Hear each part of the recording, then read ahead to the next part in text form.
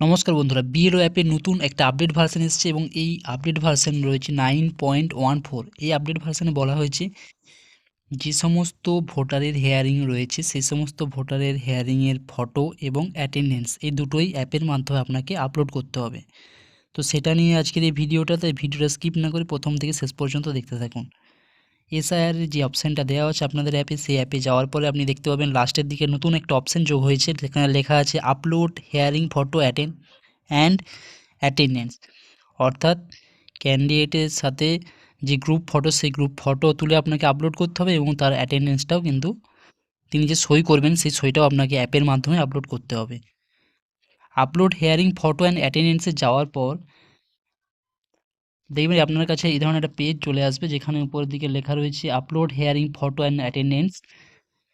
এখানে ইলেক্টরের নাম, অর্থাৎ আমার পাড়ায় টোটাল 56 জনের হেয়ারিং ছিল, সেই টোটাল 56 জনের নাম এখানে শো করবে। অর্থাৎ ইলেক্টরের নাম, এপিক নাম্বার এবং পার্ট সিরিয়াল নাম্বার সেটা এখানে শো করবে। তার নিচে আপলোড ডকুমেন্টস এটা দেওয়া হয়েছে। এই আপলোড ডকুমেন্টসে গিয়ে কি ডকুমেন্টস আপলোড করতে হবে না, এখানে গিয়ে আপনাকে গ্রুপ ফটো এবং ভোটারের যে অ্যাটেন্ডেন্স ওখানে দিচ্ছে সেই অ্যাটেন্ডেন্স এই দুটো আপনাকে আপলোড করতে হবে। আপলোড ডকুমেন্টসে গিয়ে আপনি যখন ক্লিক করবেন তখন আপনি দেখতে পাবেন